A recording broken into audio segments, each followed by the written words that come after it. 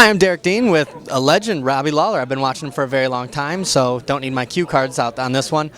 When you walk into a gym, because you've moved gyms, you've been around, when you walk in, you're Robbie Lawler, so how does that affect other people? Like if you're a black belt in jiu-jitsu and you go to another gym, it's like a challenge match. You have done more for the sport and have fought in more places and have had more adversity than most of the people you meet. So how are you received when you walk into, Walt's Big Walnut Training Center and just want to work out?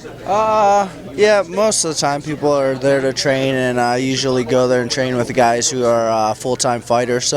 But I do train with some guys who aren't full-time fighters, and I'm received pretty well. And I'm down to earth. I'm just there to get better and work with people. Now you started with Pat Miletich. Where you go now, wherever, let's say you open your own gym, do you take little parts of everything you've learned from different places and kind of implement them into your own style? Like, do you still hold on to the things you learned from him and then with the hit squad and with everyone else?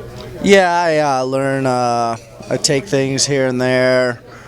I might not use everything, but I know the skills, I know the aspects. So if I'm coaching or teaching, I'm like, well, this guy does this. So everyone has a different style, and they don't necessarily use everything they know, but definitely take everything I can.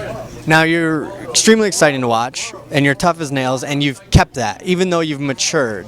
Do you think that's helped you? Can you look back and say, all right, the fighter I was then that just kind of started swinging for the fences, and the fighter I am now would not just go all out but still be aggressive? Do you look back at it and say, I wouldn't make that same mistake, I would have crushed that person the way I am now versus the way I was then? I definitely am a better fighter now, but you just kind of learn from your mistakes, and you learn how to slow yourself down to make yourself better and utilize your skills. So that's one thing I had to do, slow myself down, start seeing fights a little better, and just fighting more with my eyes. Now this is in no way is this supposed to be disrespectful, not to him, not to any of his friends. You are still doing great. You're still fighting better and better and better. Let's just use Matt Hughes for an example, who's still great and could still fight better and better and better. However, sometimes he's losing now. Before he was solid wins.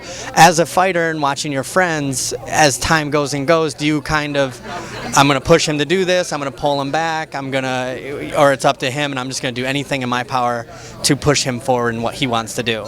Yeah, my job is to help my guys get better, help them work on their skills. So that's what I do, and it's up to him. He's got one more fight left on his contract. He's doing well. He fights well. He fights at a high level still. But one thing you got to realize is I'm still pretty young, so that helps. I know we're like the same age. I haven't been this intimidated by someone my age in a while, so yay. But thank you so much for taking time out to talk to us. Good luck in your fight, man. Take care.